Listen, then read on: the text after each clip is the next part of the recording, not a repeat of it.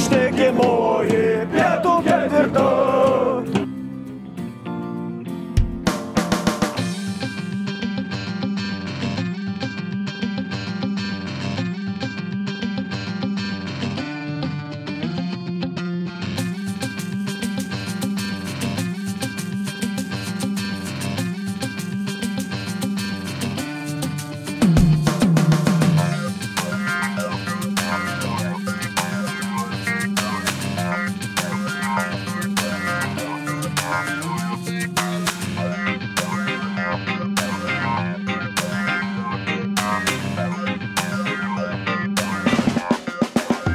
Prieš kiek laiko atėjai pietų ketvirtą ir prieš kiek laiko padarai pirmą išvyką?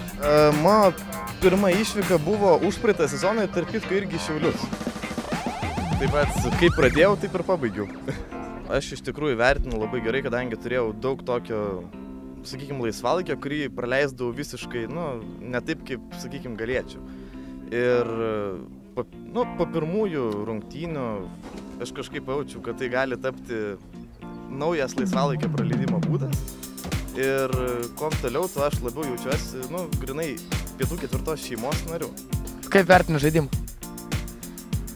Aš skaitau, kad vis dėlto mūsiškiai šiandien turėjo laimėti, bet jie paliko visus tos įvarčius, paliko sekančiom rungtynėm. Tiesiog pasakysiu taip, kad man atrodo, teisėjams reikėtų akis prasiplauti, kadangi turėjo būti rezultatas visiškai kitoks ir mes turėjom užtikrintai laimėti, mano manimu. Bet kaip yra, taip yra. Galėjom geriau, padarėm kaip yra ir lauksim kitų rungtynių, žiūrėsim kaip bus. Gerai. Gerai, turbūt tiek.